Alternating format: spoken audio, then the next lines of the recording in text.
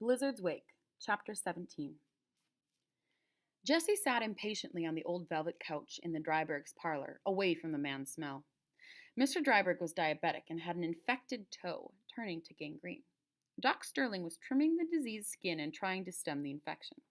A pile of old newspapers sat beside the couch, and Jessie found last Sunday's comics. He amused himself with Lil Abner, Henry, Dick Tracy, and the Gumps, but then he heard the clock in the hall chime 8 o'clock. He was going to miss the pregame comments if Dad didn't hurry. He hoped the game wouldn't start until after the president's speech. Fay Brown had announced the championship game for the last 11 years, and he'd be doing the play-by-play analysis.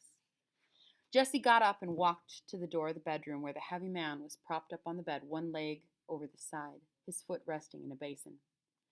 Jessie's father was trimming the decayed tissue with a pair of surgical scissors, but it didn't seem to hurt the man much. Doc Sterling sensed that his son was there. "Almost done, Jessie," he said. "Won't be long." "The game, Dad," Jessie pleaded in a small voice, knowing, even as he said it, how selfish it must sound. "You can help by getting my coat and putting some of those things back in my bag," his father said as he put the scissors down and reached for the ointment and gauze. What Jessie wanted was for Mrs. Dryberg to turn on their big Motorola in the parlor so that he could tune into the pregame, but that would be rude. Mr. Dryberg sitting there in the bedroom worried about his foot and Jessie listening to basketball stuff. When Doc Sterling stood up at last, it was 10 minutes past the hour, and there was still a 25-minute drive home. The Drybergs lived up near Johnstown, and Jessie wondered why his father couldn't have seen old Dryberg while Jessie was at the skating rink. Then he realized his dad had been seeing folks south of Grand Forks during that time. Could hardly be two places at once. Boy, if he were Kate, he'd be out in the car every night, going places. He could drive the car around while Father was inside making calls.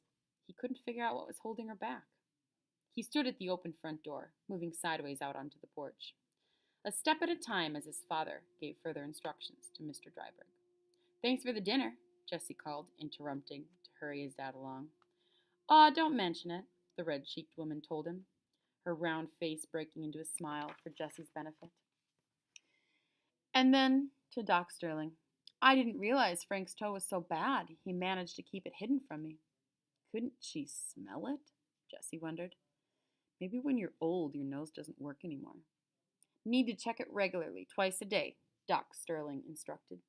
"Dad," Jessie urged from the driveway.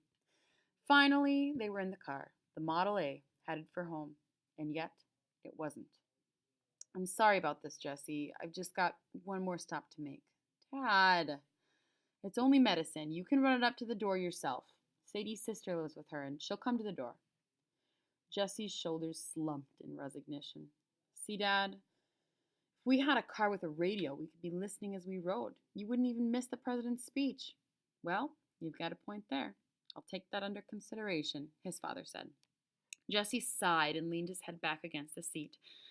Okay, he'd have a good time with the guys at the rink, and maybe that was all the fun that he could count on tonight. They'd formed a line, like a long snake holding on to one another's wrists, and whipped around the floor so that the last couple of fellows in line went flying off the end. The trick was to see how long he could hold on, and Jessie had held on the longest. He smiled at the memory. They always let Sid be the leader, of course, because of his arm. Still, he would rather have been in Bismarck watching the basketball game. He loved sports, any sports, but basketball was his favorite. That, and baseball maybe. He'd like to play forward on Central High School basketball team, but his real dream was to play for the Chicago Bulls. Dad's dream, he guessed, was to see how many of the babies he'd deliver would grow up to be healthy adults. Mom had been to enter the bridge at the county fair and win the blue ribbon. And Kate's? He did not know his sister's deepest wish. If she had one, she kept it to herself. It was 8:25 when they got to Manville and pulled up in front of the old white house where the Morrison sisters lived. Jessie had to ring twice before anyone came. The front rooms were dark, but finally a light came on from an open door down the hall, and an elderly woman in a housecoat fumbled with the lock. A lot of folks seemed to use their kitchen as their sitting room in winter, Jessie decided. It took a minute for the woman to get to the door open, and Jessie tried to head off a long conversation.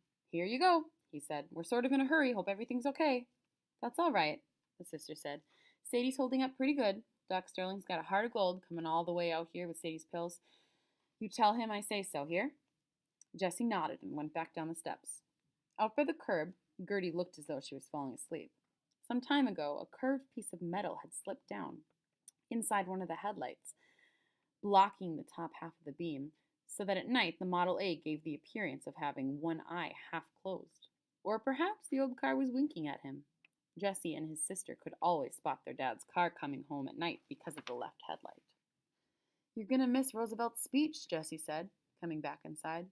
"Well, Kate will have to do my listening for me, I guess. It'll be in the papers anyway."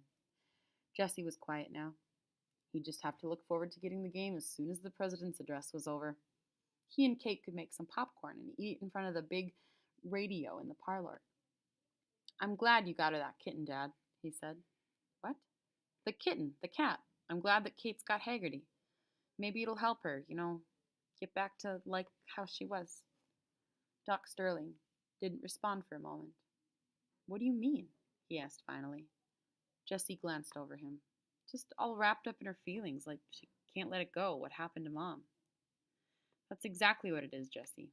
She can't let it go," his dad said. Quietly, they watched the road in front of them, where large snowflakes were floating down, dancing in front of the headlights before meeting the windshield head-on.